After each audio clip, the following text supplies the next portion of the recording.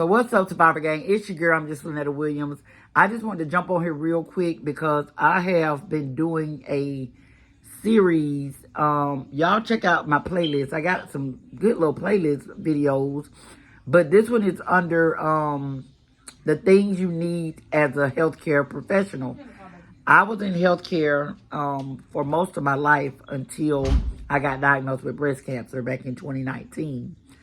I was in between healthcare and education, so I was always doing healthcare type work or either like daycare type work or stuff like that. So I didn't know which direction I really wanted to go in, but in the end, I always found myself going back to healthcare. Okay, with that being said, some people are in healthcare for the wrong reasons. Some in it for the money, but you can't be in it for the money because the pay is not always the best, especially if you're at the, I don't want to say bottom of the barrel, like the CNAs type work. And that's no shade to CNAs because that was my title. CNA, MCT. We get less pay, but we do the most work. So you definitely can't do it for the money. But in this 5-part series, I had said 5 or 10, but I narrowed it down to 5 things that I feel like you need when you are in the healthcare field. The number one thing is, and I looked on my playlist and I kind of got them backwards. I didn't put my videos in order.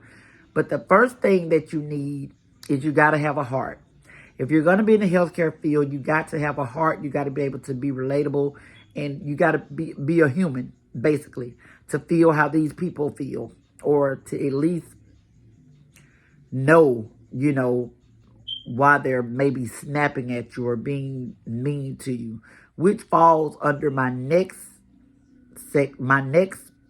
part in the series was I said you had to have patience. The patients are sick. Sometimes you get grumpy and grouchy and irritated when you're sick. Don't take it personal. So you got to have a heart. You got to have patience. And the third thing in my installment series is you got to have the time. Don't just think of it as like, don't be so robotic in your day. And like I said, this goes all the way up from the doctors all the way down to the MCTs. Sometimes we have such a heavy load.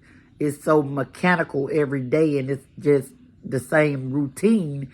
But you got to personalize it and make it an individual experience for the patient or the resident, depending on if you're working in a hospital or nursing home. You got to spend time, not eventually, but you got to spend time with them if you're just making up the beds. And of course, the MCTs and the CNAs or whatever your title is under the nurses care, they make the beds. The housekeeping does not make the beds. So if you're making the bed, if you're fixing their food, setting up their tray, spend that little extra maybe 5 or 10 minutes while you're setting up this tray and just have a little casual conversation with them. It could be about something they're watching on TV. It could be about their family. It could be about the weather. It could be about anything. But just remember, just take the time to think of them as an individual person and not just a job. All right, y'all. That's number 3. We got 2 more. Love you guys.